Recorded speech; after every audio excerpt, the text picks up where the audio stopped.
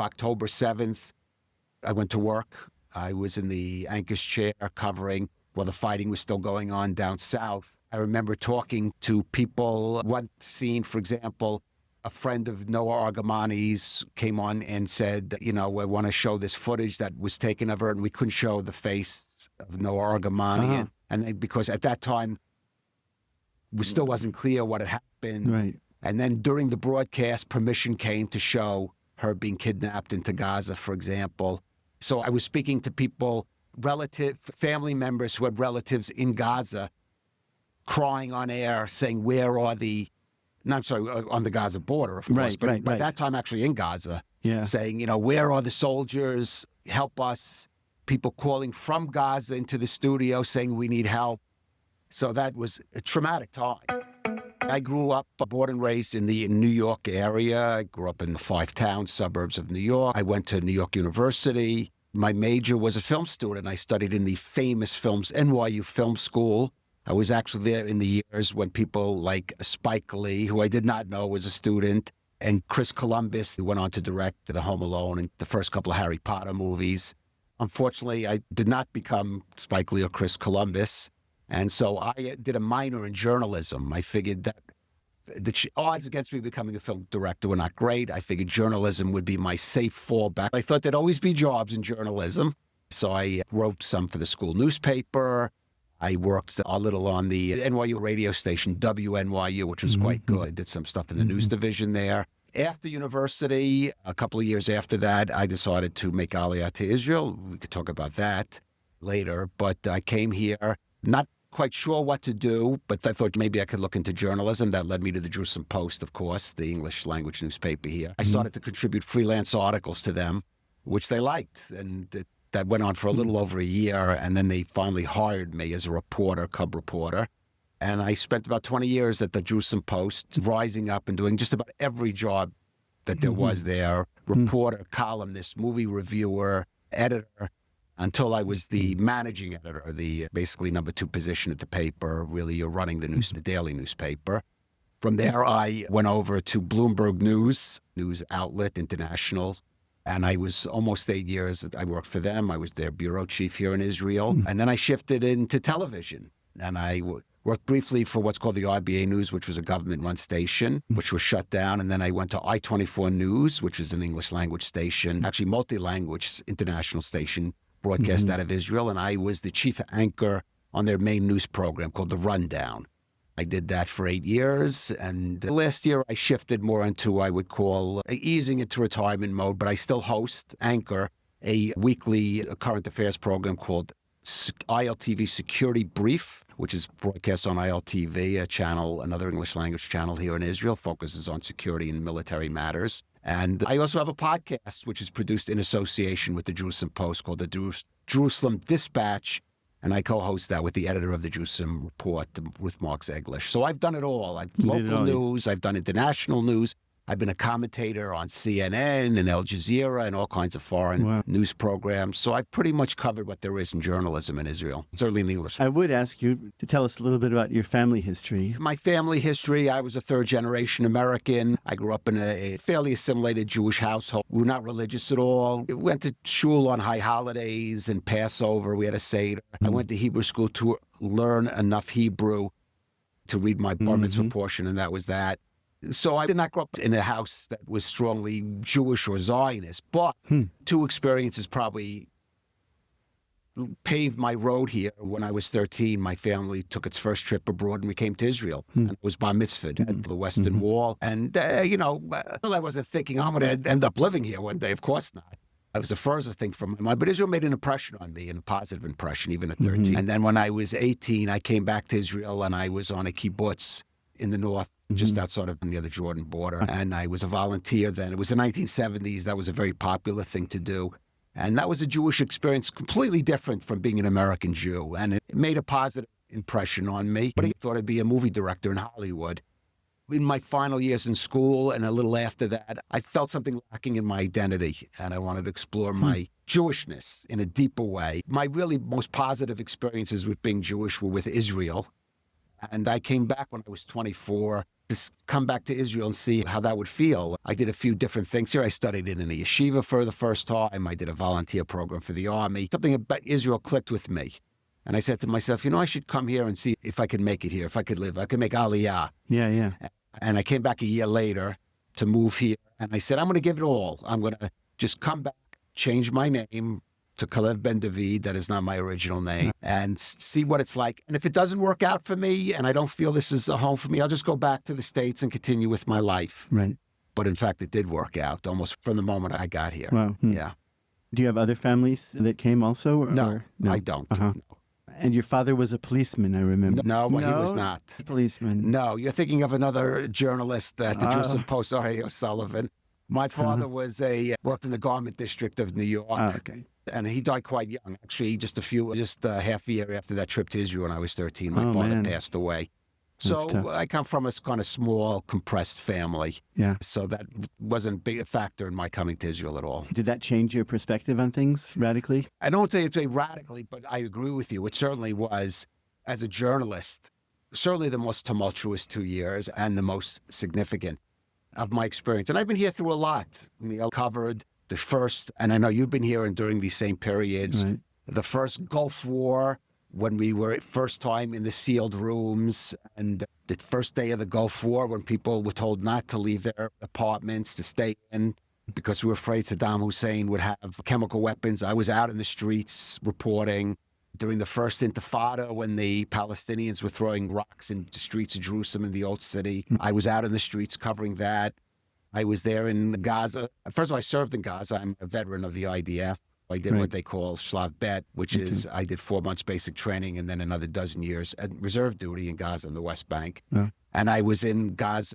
I was covered the bombings of, the bus bombings that were happening in Jerusalem in that period. I remember we both lived in the same area and we could hear the explosions of the bus bombings, and I covered that. I was there the last day of the withdrawal of Israelis from Gaza. Nothing has been like the last 2 years. On October 7th, the evening of October 7th, I went to work. I was in the anchor's chair covering while the fighting was still going on down south. I remember talking to people. One scene, for example, a friend of Noah Argamani's came on and said, we want to show this footage that was taken of her, and we couldn't show the face of Noah Argamani. And because at that time, it still wasn't clear what had happened. Right. And then during the broadcast, permission came to show her being kidnapped into Gaza, for example. So I was speaking to people, family members who had relatives in Gaza, crying on air, saying, where are on the Gaza border, of course, but by that time actually in Gaza, saying, where are the soldiers? Help us. People calling from Gaza into the studio saying we need help. So that was a traumatic time. And then, of course, shortly after that, along with all that, and I spent close to over 2.5 years speaking to relatives, and then later with hostages who had been in Gaza and come out and interviewing him. And this was almost on a daily basis. Wow. Of course, after that, we had the rocket attacks. And I was broadcasting during rocket attacks on Tel Aviv. I stayed in the studio. I asked permission to stay in the studio and keep broadcasting through the rocket attacks, which I did. You asked permission from the producers. Yeah. They didn't want to force anyone. Yeah. Most of the staff crew went in, but there are some anchors and skeleton crews stayed in the studio, even though we weren't protected. In Jaffa, I-24 News was in Jaffa, the port, and there were rockets that fell quite nearby. And we could even hear the explosions and the interceptions. And we kept broadcasting through that while, the majority of staff went into the shelter. And then, of course, the Iran attacks. There I did go into the shelter during the ballistic missile attacks. That's super scary. But I was actually heading back from work in Tel Aviv back to Jerusalem. The October before that was the retaliation for the killing of the Hamas leader in Tehran. And I was caught on the highway out of Tel Aviv. I went into an underpass and I could see the rockets, the missiles being intercepted above me as I stood. And I got on, I tried to call my station. I filmed it. And when I got home, I immediately went on the air showing it and talking about it. Wow. It was the most intense experience, most significant, the most time I felt I did the most value to Israel.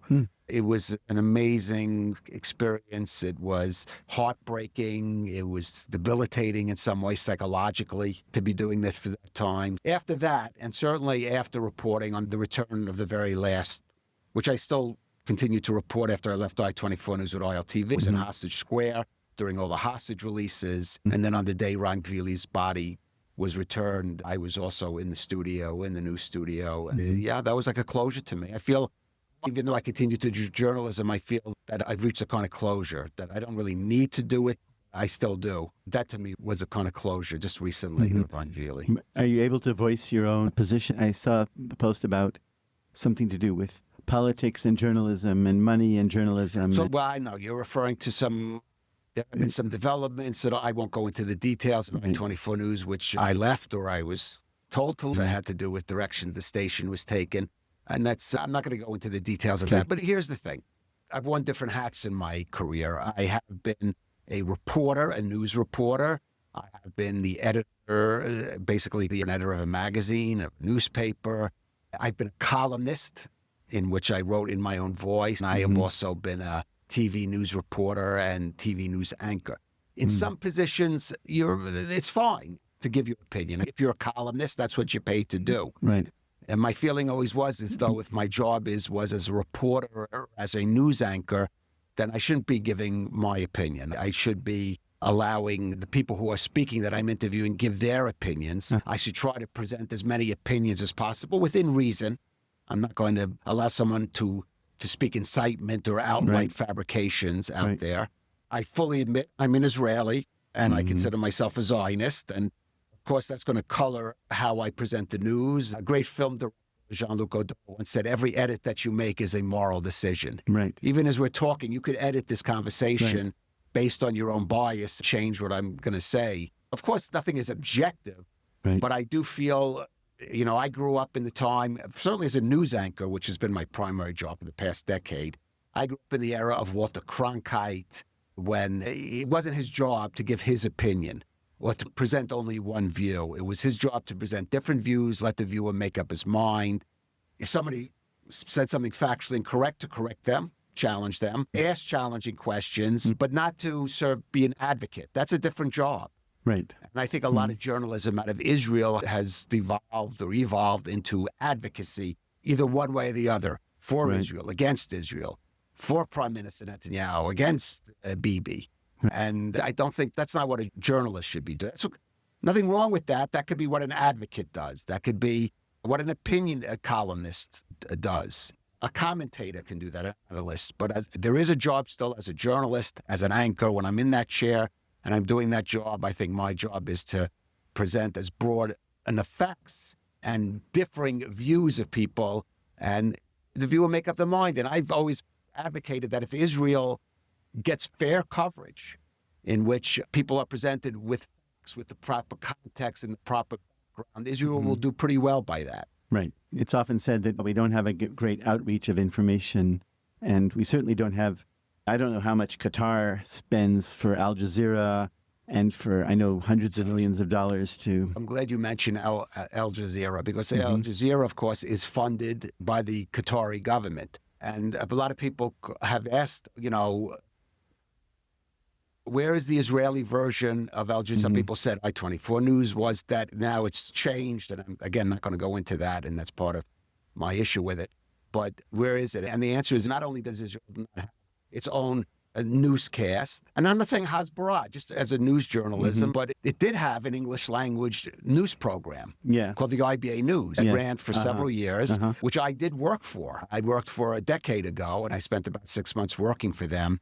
In a certain sort of bureaucratic changeover, the government body running the Israel Broadcasting Authority, which is today known as Khan, said, we don't need English language television anymore, which is an unbelievable decision. They spend millions on the Hebrew channel, and they still have English radio, very limited, like 1 hour a day on a very sort of limited exposure. They ended the English language television, which was crazy, a crazy decision. Yeah. Do you think that, I mean, there's a global war on, I don't know if you... The media is one of the battles. It's a war to delegitimize Israel's legitimacy, the Jewish people's right to self-determination, in their ancestral homeland, which is what Zionism is. Do you imagine that if, let's say, we did the best possible job or something close to it of getting our message out and spent, as much money, not as much money falsifying news, but, presenting accurate facts about Israel, that it would make a substantive difference, that we would have a leg to stand on against Qatar? I'll answer that question. It completely changed the minds. Of course, there are people who have differences with Israel based on their background, going back either centuries or their national interests. Israel's national interests, not everybody's national interests. The Israeli-Palestinian conflict is fraught. There are people who are going to still pick the Palestinian side. I'm not sure necessarily you're going to change anyone's mind about whether the West Bank or Judea and Samaria should be in Israel or not, or change people's minds on whether Prime Minister Netanyahu is a worthy leader or not. On those issues, I don't know. But if you're asking me if you could at least impact on whether people's minds about the legitimacy of Israel itself to exist as a Jewish state, I would say yes, because I can go back 30 years when I think its legitimacy wasn't challenged, certainly in the Western world, and in certainly Western intellectual circles to the degree that there are now. And I think that has impacted. And part of that is because Israel, and I don't want to get beyond the Hasbara because or public diplomacy would be the better English word for that. Because again, I think also that Israel and Jewish organizations and the Jewish philanthropic world has not invested in, for example, proper journalism as it should. Right. It's chosen to invest in other things. It's chosen to invest in partisan political interest or partisan ideologies, meaning that they want to present Israel, either be it from Israel from the right or Israel from the left, the Israel that they want to see, not simply make the case for Israel to exist as a Jewish state in its ancestral homeland, which is the core basic tenet of Zionism. I do think you could change minds about that, have people challenge the delegitimization of Zionism, because that has changed. And that has changed in part, I think, and a lot because of the negative and biased media coverage of Israel. I can give you a very good example. We see now for many years, decades, the conservative right, what you might call conservative American right, politically manifested at the Republican Party, was certainly a large majority, supportive of Israel. You can even go 80, 90%. We've seen over the last 2-3 years, that percentage dwindled dramatically. Yeah. There is now this wing, the American right, especially among young people, and it's manifested itself in these insightful influences like Tucker Carlson and Candace Owens spreading this hatred and anti-Semitism and anti-Zionism. We've seen that how quickly that impacted on certainly the young right, and now with the rise of the woke right. So there's a good example. Could that trend be reversed? It could certainly be staunched to some degree, and I think it could be to certainly some degree be reversed. There are people also on the left, again, not the foreign left, which has always been against Israel, but you do have I would say the liberal center or the center left or center liberal, the more moderate wing of the Democratic Party, which does still exist. But yes, Israel has lost a lot of that also. Unfortunately, some people have written it off, which is not the case. There could be a case made that a proper coverage of Israel, proper targeted public diplomacy could be effective to reversing that. Could it change everybody's minds on specific issues that some people either on the right or left would like to see? But on the overall case of Israel's simple right to exist and to defend itself, exist as a Jewish state, it certainly could have a positive impact. So what would you, if some philanthropist came to you and said, okay, I'm funding your new organization. First of all, I wouldn't have a new organization. Oh, you wouldn't? There was a model. Like, for example, Times of Israel is actually I don't call it nonprofit, but it is funded. I'm not going to speak for the Times of Israel. They do receive philanthropic funding. There is one individual who is their primary supporter.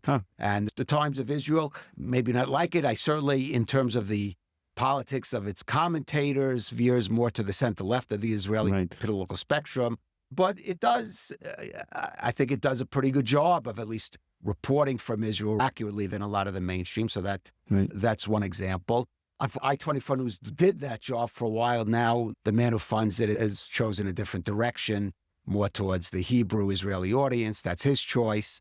But can somebody do another TV? There's ILTV, which I work for now, they also have their approach to reporting on Israel, but I think they do a good job, and I think my show. If somebody would like to go and fund ILTV Security Brief, give you a concrete sample. Okay, you know where to find you. You know where to find mine. I'm in the twilight of my journalistic career, Neil, so I'm not looking to start a whole station. But there are good journalists out there that could use their support, and those efforts are out there. So I think it could be done. I think you could have a good, centrist, reliable, professional TV station out of Israel, well-funded, on broadcast. A lot of Jews and a lot of Jewish philanthropists prefer to preach to the converted. They're more comfortable addressing a crowd where they know they're going to only get positive feedback. It's tougher when you try to address a crowd where you might get negative feedback. Right. But at least you get feedback. Right. At least you're challenging them, then you get into a dialogue, and then maybe you could change some minds. Right. And that also is not easy. And that's, again, I'm not talking about those people who are just going to attack you no matter what. But it's still, that means having a dialogue with part of the audience. And there are a lot of people in the Jewish world who prefer to, as I said before, more comfortable. I denigrate preaching to the converted. You could also say they're bucking up the troops. Right. They're raising morale in the troops. And there's a function for that. I'm not downplaying that. Yeah. But that can't be, and I think a lot of people are more comfortable with that, and that's fine. But there has to be enough, also be those that are willing, be in a more perhaps uncomfortable situation of getting into it, presenting a viewpoint that may get into a debate or a dialogue. Do you see this? A lot of time we invite people here and they say, yeah, we have to neutralize Hamas. And my impulse is always to say, well, this is part of a global problem. People want Sharia law in every Western civilized country, and Israel doesn't really present it in that way. I don't understand. Present what in what? In other words, we do present ourselves as, let's say, like Iran says, we're the little Satan and the big Satan is America. Right. But nobody seems to hear that. And the people who are opposing us don't seem to hear that we're the first people to fight and that they're next. They don't see it as a global thing. I'm thinking about the university students and professors. They just see it in terms of oppressed and oppressor, white and dark, and it's all very simplified. The question is, if, let's say, you had extra energy and time, which you probably could access, especially the energy. If you had that and with the will to do it, then would you try to make a case for Israel only, or would there be something in your drive to deal globally with Islamic colonialism and global violence? I would speak to Israel, the case of Israel, simply because I live in Israel. It's not, first of all, my expertise in Israel. Right. And I think the people who live here, their expertise is Israel.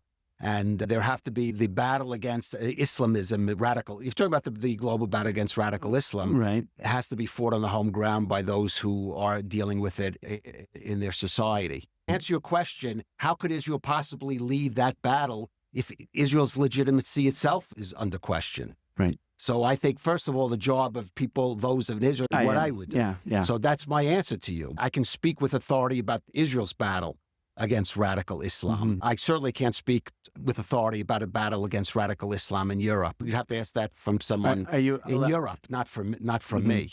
I can't speak with authority on that. And I don't know that anyone in Europe, by the way, I happen to be married to a European, half of my family is European. I don't think they want to hear, me tell them how, what they should be doing to necessarily protect their society. But if you're asking me, yes, certainly Iran is, by the way, even on their front line, the battle against Iran, yes, it's the battle against Iran is a battle against a tyranny, a dictatorship, a ruthless, radical Islam. It's not a battle against Islam, by the way. I totally oppose denigrating the faith of Islam as that. You and I are talking in a city in which 1/4 of this population is, I go to bed and I wake up at night hearing the muezzin. I live among them. 20% of the population of Israel is non-Jewish, majority Muslim Right. in the society. And I think so. But if you're talking about the battle against radical Islam, certainly Israel's on the front line of that battle. And certainly Israel has to present itself and make the case that its battle against Iran is a battle for Western values and Western civilization. But the battle against the imposition of a Sharia law in England is not a subject. Problem. No, it is our problem. It is our problem, not our But so's battle. our problem. You know what? So's world hunger our problem. Right. Other people will have to. You asked me what I would speak to, and I think we have plenty of people. We should speak to what we know about, which is the legitimate. First and foremost, asserting the legitimacy of the right of Israel as the Jewish people in their ancestral homeland, the right of Jewish self-determination. Right. That's my battle. Everything else will come from that. We hope. So Amir Avivi from IDSF. I frequent guest on my program. Oh, really? General Amir Avivi, of course. So he's often said that 25% of the local Israeli citizen Arabs would support Hamas or something to that effect. And he says that they have more automatic weapons than Israel has. I found that hard to imagine, but it's... The state of Israel? Maybe it's the... First of all, if you're asking me, there are a lot of weapons, guns in Arab society. Yes, we know, because the murder rate among Arabs, we have a huge crime wave going on in the Arab sector in Israel. There's a sense the government is not doing enough. The death toll among Arabs is percentage-wise way, way higher than that in the Jewish population. So yes, there's a lot more weapons among Israeli Arabs, but... Right. So does that give you cause for fear? If 25, we're within, 5 miles of tens of thousands of Arabs, and if 25% of those are, would like to see October 7th. First of all, I don't know if that's true, but even if it's true, the answer is no. What's the answer? What's the question? Well, do I live in fear? No. In fear, I have no fear. And why is that? Because the IDF, the Israeli police, and the Shabak are 3 of the best security organizations in the world. And even if the thing you said was true, why would I live? If I lived in fear, why would I even live here? Yeah, that's a strange thing. Daniel, I frankly find that a bit strange. Do you live in fear? If you do, I suggest you move somewhere. And when I've started to go into Aroma, I'm like wondering if this is a Sbarro and that, if somebody's planting a bomb under the table. Well, that's something different. Now you're talking about, do I live in fear of, is there a possibility of a terrorist attack? Should we live in Israel, certainly, of course. Right. And there were, how long ago was it that there were in Akko and other places, there were like Arab and Ramla and, Arab uprisings? That's true. Okay. Extremely low. Mm-hmm. Where he got that from? Well, he's saying that they do. If you're asking me if Israeli Arabs, or they identify perhaps with terrorist acts, that could be. Sure. Yeah, and you have confidence. October 7th did happen. Yes. And I'm sure you're not a conspiracy theorist about it. No, what's the conspiracy? I had someone in here who was telling me that, well, obviously it was some, what do they call it, the dark state that was trying to demonize the people in power by... who are the dark? I don't know what you're talking about. I have no idea. So answer your question, I'm not a conspiracy theorist. Exactly. I know what the dark state is. So then, and you have confidence in the Israeli military and the Israeli... I do. And the Israeli police. And when I say confidence, of course, within their limitations, October 7th happened. It was a terror attack. But you're asking specifically about to protect the citizens of Israel from what you're saying is the Israeli Arab community, and yes. But it would be I think it would be considered a terror attack. Are you asking me, do I live in fear of a terror attack? I have the normal Israeli fear of a terror attack. When I heard that statistic, and I've asked other people, and they said... What statistic? The 25% of Palestinian Arabs, of Israeli Arabs, that would support Hamas. What is support Hamas? Would support another October 7th. I understand. Yes. So you're saying... You don't believe that. Next time you interview him, please ask that question. Well, I don't, because I talk about things that are relevant and in the news. He says it's relevant to me, and it's scary to me. Neil, we're sitting here at a time when...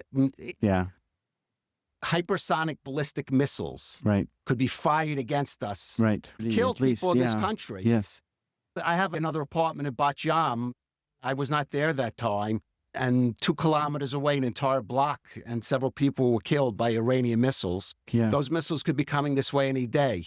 Right. So why would I even relate to what you're saying? Okay, so Strange let to me. me. Yeah. But I guess what Everybody they're has afraid. So, and a percentage of the West Bank, they say, of the West Bank Arabs also, they say probably 80, 90% say, from the river to the sea, they would like. Well, I'm sure 90. yeah. I'm sure this, and it's sure 80% of Israelis would like Israel, the state of Israel, to be a Jewish state from the river to the sea. Right. No, but yeah. So let me ask you historically then.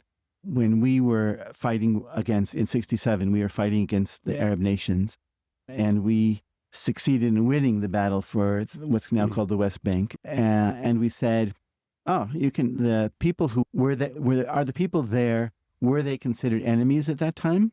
Were they an enemy population, which we allowed to stay nonetheless in close proximity to us? Well, what's your question? If we knew at the time What? they were if the Israeli government and who made the decision Made what decision? to have the West Bank populated or remain populated. What do you mean? In other words, there were Arabs living there. Palestinians, Right. yes. And oftentimes when a country wins a war and they gain territory, they keep the territory and they exclude the... Oftentimes? How often is that? I think... Give me one example. When America took over the United States, there was a variegated enemy population, and they didn't all consider themselves to be enemies. But the Indians, the Native Americans, were kicked out and murdered. Is that true? Well, they're still in America, right? They Yeah, were but they're sequestered. relocated. Yeah, they were relocated to... Yes, you're talking about what some people would call the genocide of Native Americans. Right. And So again, when- but that, and I think also- that's pretty... it's an extreme example. I think most wars did not happen. Like In how- World War I and World War II, there was a little case where Germans, some were relocated after World War II. And of course, the Nazis did wipe out the Jews of Europe. But Right. in World War I and World War II, that's the 2 biggest wars. You don't They see just that. left the population in place. Yes. Okay. Am I wrong? I'm not aware that you're wrong. I would assume that you're right. Okay. Aside from killing all the Jews, Which the Nazis did participate. So in what, that. Let's Neil? take an example then of the Islamic State. Ask me a question, Neil. What's the question? Well, you've already answered it. Which is what? The question was, if in history countries have won wars over territory Yes. and then Ethnically cleansed them. It's happened. Yeah. But for most of the wars, you have to go back far more in history. In most modern wars, ethnic cleansing is not a characteristic necessarily of that. The Nazis were an example of that. But there were some cases in which some countries which had resident German populations after World War II in the Baltic states and parts of Czechoslovakia where they were expelled. But Turkey and Cyprus, and I suppose they've done it there. only on a limited basis, not since- really. Greek Cyprus, Have Turks living there? the island of Cyprus still has. But it's there's a border. Okay. So they have Turks in this. There was some Cypriot. degree of that, yeah, You but not think? done. I can imagine it was pretty total.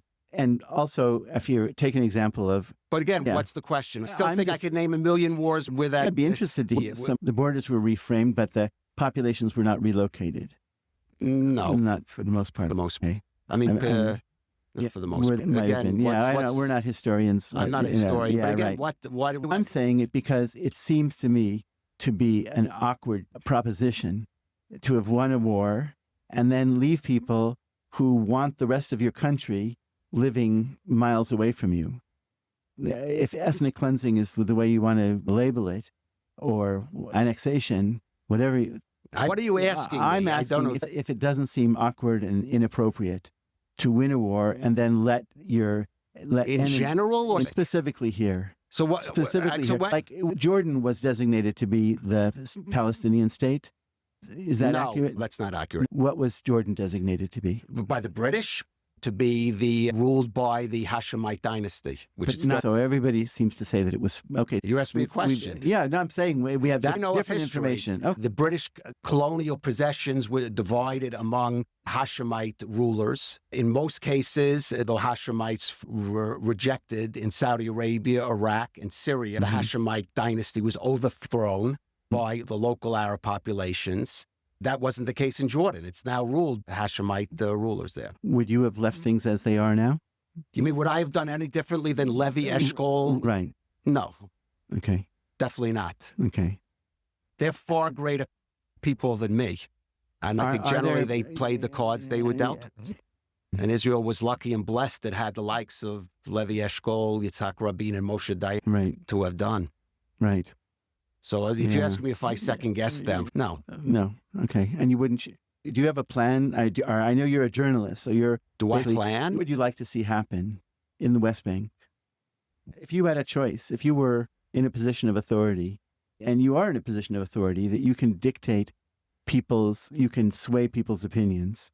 And if I could sway people, for example, I don't think you're going to be able to sway people's opinions on what the fate of the West Bank could be. I don't think, because why? Because that's always been a source of argument dating back from 1948. That has been an issue in debate and division since 1948. And there's no evidence that you're going to significantly sway one way or the other people that have a certain interest or viewpoint on that particular question. And I don't see any movement on that, basically. The people, that issue has still remained, let's say 67, for example. You're talking specifically about 67, not 1948. Right. That position has changed specifically. There hasn't been any dramatic shift in that. It was a divisive issue in 67. It was a divisive issue today. I don't see any actually significant movement either way in that discussion. It's still as divisive as it is. In areas where there has been a shift in opinion, for example, Israel's legitimacy as a Jewish state, that has been weakened in recent years. It might be possible to staunch and maybe even reverse some of that to where it was. For example, 10, 15 years ago, or in the case of young Republicans and conservatives, even 2 or 3 years ago. That's what I say. Do you think? I think you overrate the power of journalists. Like I said, journalists, I think, there is a bandwidth in which journalists can impact and change and influence to a certain degree. It's a narrow but significant bandwidth. But for example, on the issue of what to do with the West Bank, Israeli society is divided on that. That is still, the Palestinian issue is still the divisive issue in Israeli society, even though in terms of like how to deal with it in an immediate basis, there's no question the country has shifted to the right in recent years. And for example, the notion that we're of a peace now or a two-state solution in any immediate future, that has definitely shifted off the agenda from the center really to the left.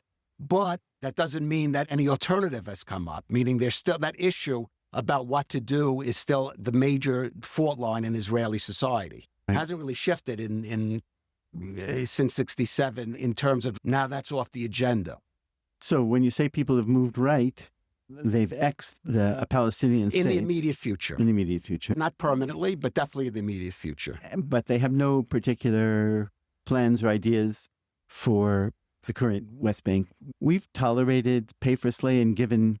If you're asking me, do I criticize this government that's tolerated pay for slay for the past? Yes. I think it was a mistake for this government to accept that, And in terms of our collusion with Qatar during the pre-war period.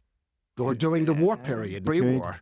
Well, how do you mean? Well, because we haven't... Because of a scandal involving some individuals in the Prime Minister's office who accepted payment for Qatar while serving in the office of the Prime Minister. Even before the war. Well, that is what's called the Qatargate or the current Qatar scandal. Right. Yeah. But you were referring to it. Yeah, it is. Yes. I'm thinking that Tucker Carlson, I heard, is being supported also by Qatar. I've heard that. I heard it. I don't know. It wouldn't surprise me. He did make a trip recently to Qatar, which I'm sure was funded by the Qatari government. So, yes. So how does someone undergo a sea change? Have you met people like that? About Israel? No. I've met people who have undergone sea changes. Yeah, and it's not because they were given $100 million. It was because... Well, everybody has many different reasons. Many different reasons. Right.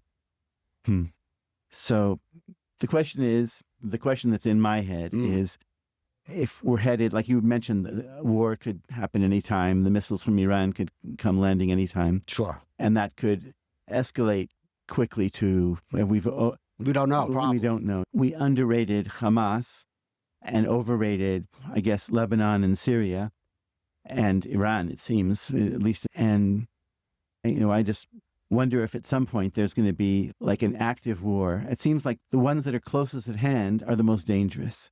The fact that Hamas is right here and that the West Bank is right here. No, first of all, the most dangerous is Iran. No Okay. question about it. Because they have... Because they are an existential danger to the state of Israel. They have weaponry that, certainly on the ballistic level, they have weaponry which could wipe us out. I don't know about completely wipe us out, but certainly kill a significant percentage of the population in an extremely short time. And of course, our fear is that they get nuclear weapons, in which really one or two. So Iran is the, I don't think there's even any disagreement or discussion on that. Iran is the existential danger to the state of Israel. And we don't know where their ballistic missile facility... To some degree, and we did cause significant damage to their ballistic missile capability. Yeah. But it's spread out much more than the nuclear is you need a much huger facility for nuclear weapons. It has to be built in a much more protected place. The ballistic missile program is definitely more widely spread out. I don't think Israel knows everywhere that it is. And it's very easy to reconstitute it. Yeah. A nuclear weapon, you need years of enriching uranium, which the Iranians have done, whereas the ballistic missile program is something that can be reconstituted fairly quickly. Are the missiles are made in Iran? They're not made in China or... There are both. There are missiles that are made in Iran, and there's no question. I don't know whether that's true or not, but they have definitely received missile technology, certainly missile technology from North Korea, which is very advanced. And I could have to presume they've gotten some kind of missile technology from Russia as well, if not actual. But Iran is 70 million people they have capacity definitely to produce ballistic missiles. Right. Does China play into your scenario of Israel? It is part of the equation, obviously, in terms of a supplier and in terms of a kind of stealth influence around the world. I think China is one of the world's two superpowers. It has an influence in every part of it. Israel has a very ambiguous relationship with China. On one hand, it is a major trading partner of Israel. The Netanyahu government specifically wanted to shift a lot of trade away from Europe to Asia because he felt it would be good to not rely too much economically on Europe, because then you could come under pressure from Europe, the West Bank, Judea, and Samaria, for example, and shift it to East Asia. Growth with China is a part of that. China is a major infrastructure. Neil, I don't know if you've noticed, there's Chinese all over Jerusalem. I don't know what to make of it. Well, then let me explain it to you. There are two things. One is Israel had to replace the labor in the construction industry after October 7th. It stopped giving permits for laborers from the West Bank, and certainly from Gaza already, who had been very limited, but certainly from the West Bank to do the construction industry, which is mainly foreign labor. And they had to make up for that, and a large part of that has come from China. Right. Two, Chinese companies are actually actively involved in building major projects here. Right. A Chinese company actually is part of rebuilding the Port of Haifa over American objections. Chinese companies are involved in making a whole new... Chinese companies are involved in digging the tunnels that served the main highway through Haifa, for building the light rail. Yeah. China has a major role in the Israeli economy. And on the other hand, China is, yes, in terms of both as a country that, for example, continues to trade and enable Iran is problematic, and also its views on the Palestinian issue. What are its views on the Palestinian issue? It generally supports the creation of Israel withdrawing to the 1967 lines, and that currently certainly is against the security interests of Israel. So I'm going to ask, Islam is a globalist enterprise? Like I don't even know. No? What is Islam? Islam is a religious faith. Well, what do you mean you say they? Who? Well, I'm just saying Islam. No, Muslims. I know many Muslims. Islam is a religion of 1 billion people in the world. They have 55 states that are Muslim. Who they? Islam. How many states do Christians have?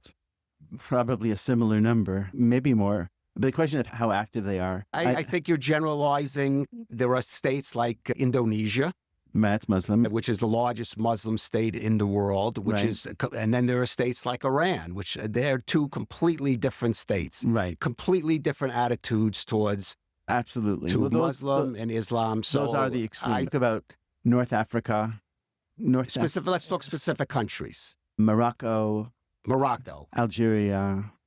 Well, you can, whatever, all of Tunisia. These countries at one point had other populations, The Moroccans had also, I guess, Christians and Jews. Which a lot they of still Jews. have. Jews? Yes. I think they have 3,000 Jews. Considerably more. I think Considerably they more. have more. Well, it's certainly down by a factor of 99%, which probably, yeah. And a country like Algeria, 100%. A Right. country like Morocco, nowhere near. Right. And all the other Arab countries are like probably pretty much close to 100%. It's Lebanon, right. yes. Okay. The question is who, and why would, again, I'm asking what sound like silly questions, but the fact that they've overtaken like countries, like how many countries has Judaism overtaken and converted? And The Nabateans in the 3,000 or 2,000 in years the north ago. of Israel? And some say the Khazars. Probably not true. Okay. Yeah. Okay. It's also the fact that they've managed to... What seems like a song system? Both Christianity has an obligation for most branches of Christianity to convert people, and Islam also. Well, yes, both Islam and Christianity have more of a missionizing element in their DNA than compared to Judaism. Right. That's a fact. Right. I don't know what I'm going to ask. But yet, there's a difference between them. Islam, Between Judaism and No, there's a difference between them. Many differences. Many differences. Yes. And in terms of what we would like civilization, Western civilization, like the Christian countries don't have infant marriage or child marriage. They don't have female circumcision. They don't have... Well, some Christian countries in Africa do have. Oh, they do? Some in Africa. In Africa, that's still but a probably tribal a pretty practices. small group of people. And they don't have an edict that if you leave Christianity, then you're subject to the death penalty. And they don't...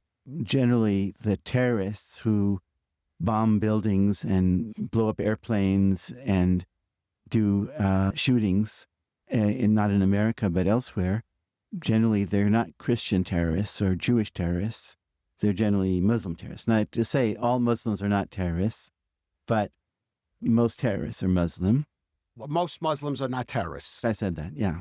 Okay. That's right. The vast majority of the billion Muslims are certainly not terrorists. Yeah, I've heard it's even 2 billion. I don't know. I've also heard that jihad, which is holy war, which most people define as real war, not some sort of intellectual, spiritual battle. I've heard figures everywhere from 5% to 40% of the general Muslim population are into that, like support jihad, consider it to be a central edict. It is apparently essential. Is there a point to this question? Of anything to what you're saying? I'm just fear-mongering. I'm trying to poke you, see if that's is that a little bit scary that a country that has those sorts of principles. You sound like a very fearful person. I'm fearful. Yeah, I guess I am now. You're living in the state of Israel. I told you, any day we may have missiles on Iran. Right. I don't know. So what? Missiles are missiles. Actually, the history of Israel has shown that it's been able to make peace with countries that are Muslim. A cold peace, but it's made peace. And certainly, if the state of Israel is going to survive. Yes. So I'm not here to defend this. I don't know. I'm not an expert in Islam, so I don't know why you're asking. No, I mean, you're informed. I'm a journalist. Okay, but you're an informed journalist and an opinionated journalist. Okay, I'm trying to see if there's anything about the situation. Our current life in this world. In this world? In the whole world. I live in Israel. You live in the world. Is it enough that I live in Israel? Yeah, maybe.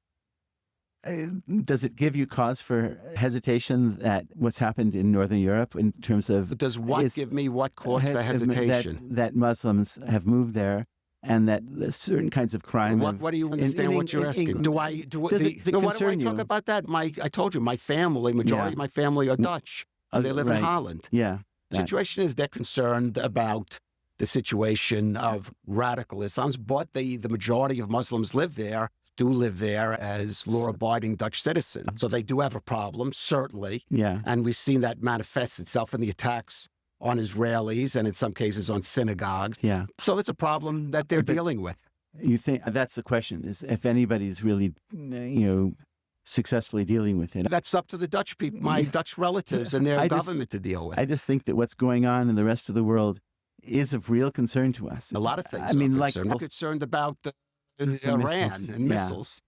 Okay. Are you concerned about the spread of diseases, for example, COVID, and the spread of viruses that's killed I don't know. I don't know. That's killed so many people. We hear about Ebola virus. You live in fear of that? No, not of Ebola. Okay. Not of COVID either. Well, COVID. I know people that died of COVID. Right. Okay, so I don't know what you're asking of me. Yeah, you've answered really. You've answered What? that. What have I answered? The answer is that you're Israel-centric and you consider. Well, I'm not Israel-centric. Yeah, right. I live in Israel. Right. Well, where would I? Where else if would I you lived be? in Europe, I guess I would be. Do you have family in Europe? No. Okay, I have more vested interest, and I'm concerned about the situation in Europe, and I've covered many stories in it. But one has to have some kind of priority in life, and I'm facing a situation where tomorrow I might have to go back into a bomb shelter from missiles from Iran. For sure. So I'm not. Yeah. I'm just looking at a long trajectory of when the War of the Womb is fought in Northern Europe. The War of the what? The War of the Womb. The womb? Womb. In other words, like you mentioned Holland. Actually, Denmark in recent years has taken very strong steps to limit immigration.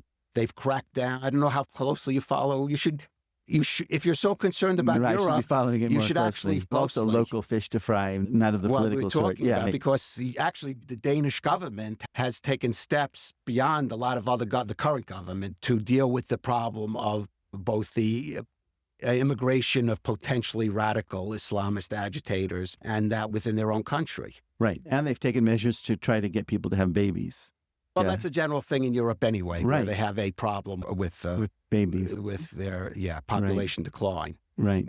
I don't know. We spent about 90% of our discussion talking about that. I'm not sure why you had me on here. It's all right. Because I'm a journalist working in Israel. What would you like to? Are there subjects that are? You would ask me. So, are there subjects that are like upmost in your forebrain that you feel like you need to explore that you need to expose? In other words. Well, I host two programs. The programs are ILTV Security Brief, which deals with the military and security situation of Israel, which is focused primarily, of course, on the situation in Gaza and on the developing situation with Iran, and to some degree, what's happening in Lebanon and Syria. And that's certainly the focus. That's certainly that. And then I have a podcast where we deal on current events that are taking place in Israel, the Middle East, and the Jewish world. Yes, I have covered, and I've talked about the radical Islam in, for example, the threat of radical Islam in Western societies, including in Europe. And that's definitely come up. But you seem to be asking, I go live from day to day, sitting at home in fear. These are not things that I think that's the imminent threat. No, I don't. I think the imminent threat right now is the threat of Iran. Right. For sure.